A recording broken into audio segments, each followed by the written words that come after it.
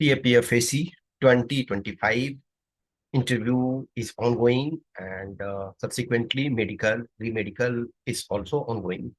So those candidates who are having any issue in any component, in any part, if you have taken treatment suggestions of any doctor, keep your prescription or supportive document or treatment, whatever you have done. So keep that, particularly when that is from renowned institution or medical college or hospital.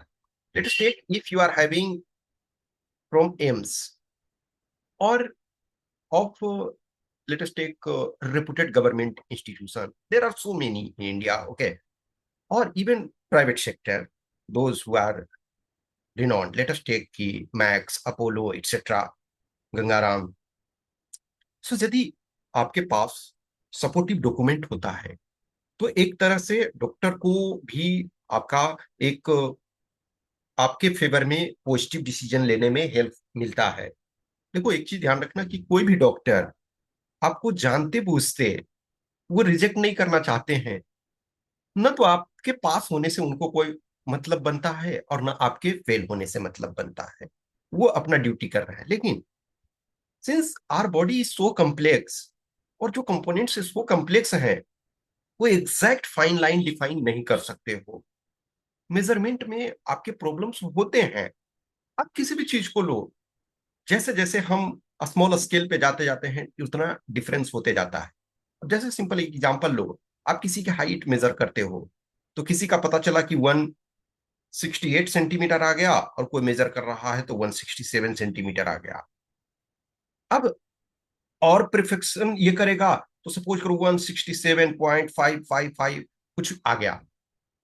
तो यदि 167 और 168 है, यदि इससे कोई फर्क नहीं पड़ता है तो कोई दिक्कत नहीं. लेकिन कोई 165 है और उसे 164 मेजर कर लिया जाए तो दिक्कत होगा. तो फिर उसको अगेन मेजर किया जाता है. सेम सिचुएशन, आपका जो भी मेडिकल के कंपोनेंट्स हैं उसमें बहुत सारे इश्यूज हैं. तो जो आपके पास सपोर्टिव डॉक्यूमेंट रेपुटेड प्लेसेस के हैं वो यदि ले जाते हो तो वो आपके फेवर में होता है. कुछ एक कैंडिडेट्स ने, जैसे ये एक वन कैंडिडेट थे, उन्होंने बोला कि सर मैंने गलत डॉक्यूमेंट ध्यान नहीं दिया, वो दे दिया, फिर उसके बाद मैंने सही डॉक्यूमेंट फिर दिया तो मेरा सुनवाई नहीं हुआ या जो भी है. तो देखो, किसी के लिए भी हर पर्सन अपने आप में आपने इतना टाइम दिया है, इतना एनर्जी लगाया है, और उसके बाद किसी को भी बाहर होना वो दुख की बात होती है. इतना ज्यादा भी टफ नहीं है, चीजें चल रही है. बहुत सारे बच्चे हैं इजिली बोले हाँ सर हो गया, कोई दिक्कत नहीं है. बहुत सारे हैं कि यस, मेरा शायद इतना प्रॉब्लम नहीं था फिर भी हमें अनफिट कर दिया गया. तो आपके पास जब सपोर्टिव डॉक्यूमेंट्स होता है तो डॉक्टर को भी एक बार जब आपको रिजेक्ट कर, जैसे किसी डॉक्टर ने, लेट अस टेक, आप किसी भी रेप्यूटेड इंस्टीट्यूशन, चाहे वो प्राइवेट सेक्टर या गवर्नमेंट सेक्टर, उन्होंने लिख दिया कि नहीं ये कंपोनेंट इनका ठीक है, आई वाला जो आपने टेस्ट प्रॉपर करवाया, फिर अब ये डॉक्टर चेक करेंगे तो एटलीस्ट एक तरह से बेनिफिट ऑफ डाउट आपको मिलेगा. तो ये आपके फेवर में है, ठीक है ना.